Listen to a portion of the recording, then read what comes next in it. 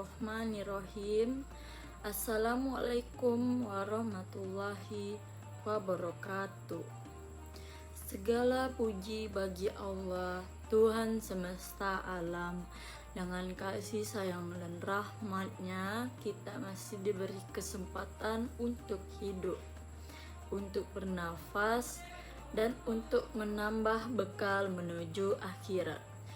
Salawat dan salam semoga tercurah kepada junjungan kita, yaitu Nabi besar Muhammad Sallallahu Alaihi Wasallam, suri teladan umat manusia yang telah membawa kita dari zaman kegelapan menuju cahaya iman dan ilmu pengetahuan.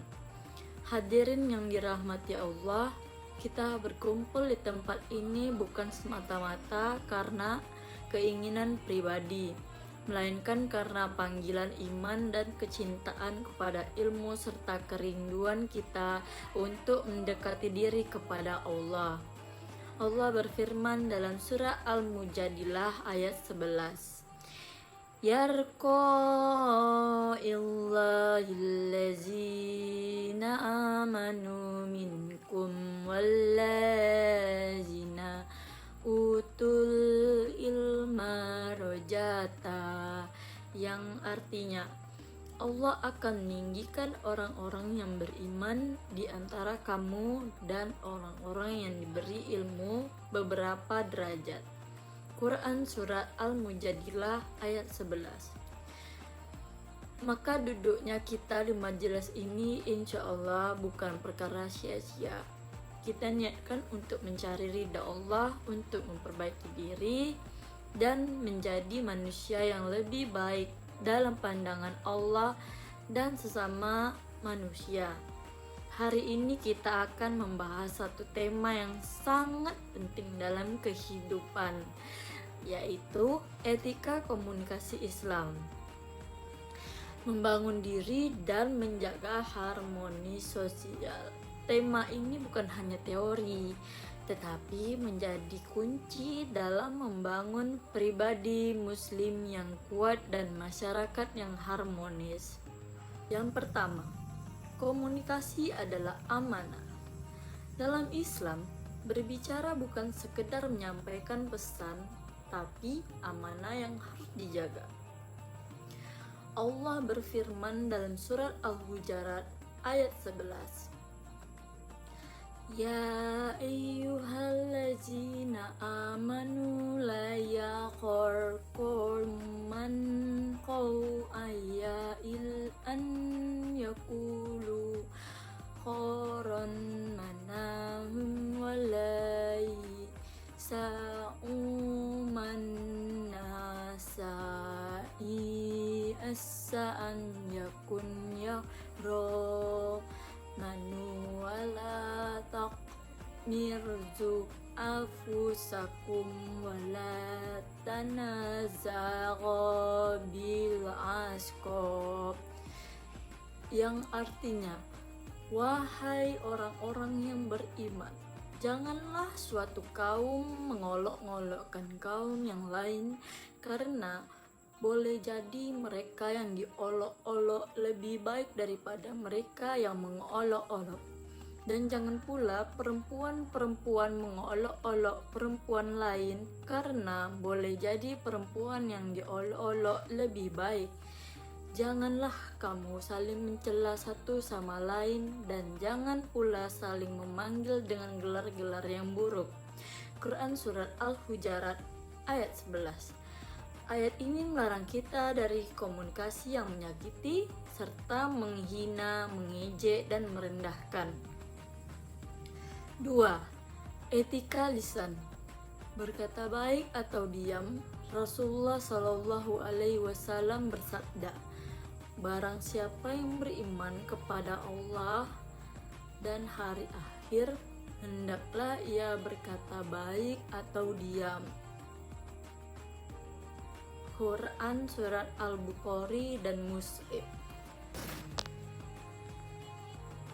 Dan Allah juga berfirman dalam surah Kaf ayat 18. Ma yaqitu min kulli illa ladzai raqibu atin, yang artinya tiada suatu kata yang diucapkannya melainkan ada di dekatnya malaikat pengawas yang selalu siap mencatat. Quran Surat Kahf ayat 18.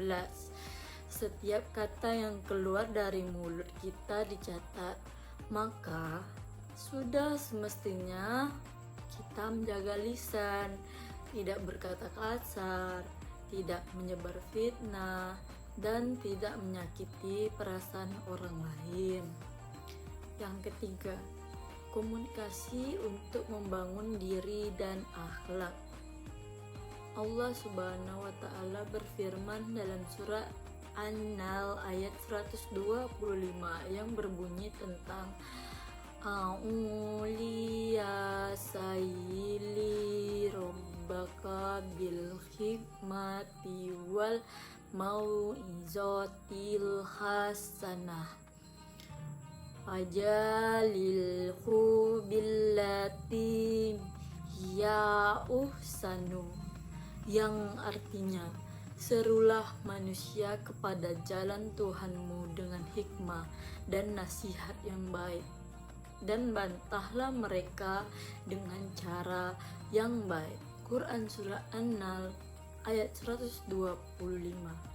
Ayat ini mengajarkan bahwa dalam berdakwah, berdiskusi, dan menyampaikan pendapat, kita harus memakai hikmah, nasihat yang baik, dan cara yang lembut, bukan emosi, caci maki, atau kekerasan.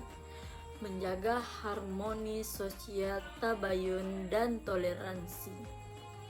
Allah juga mengingatkan kita dalam surah Al-Hujarat ayat 6 yang berbunyi tentang Ya ayyuhallazina amanu ija'akum fasiqo binani fatabayyunu an nusihu man bijahali qatusihu ala ma fa'atum nazimin, yang artinya, wahai orang-orang yang beriman, jika datang kepadamu orang fasik membawa suatu berita, maka periksalah dengan teliti agar kamu tidak menimpakan suatu musibah kepada suatu kaum tanpa mengetahui keadaannya yang menyebabkan kamu menyesal atas perbuatan itu. Quran Surat Al-Hujarat ayat 6.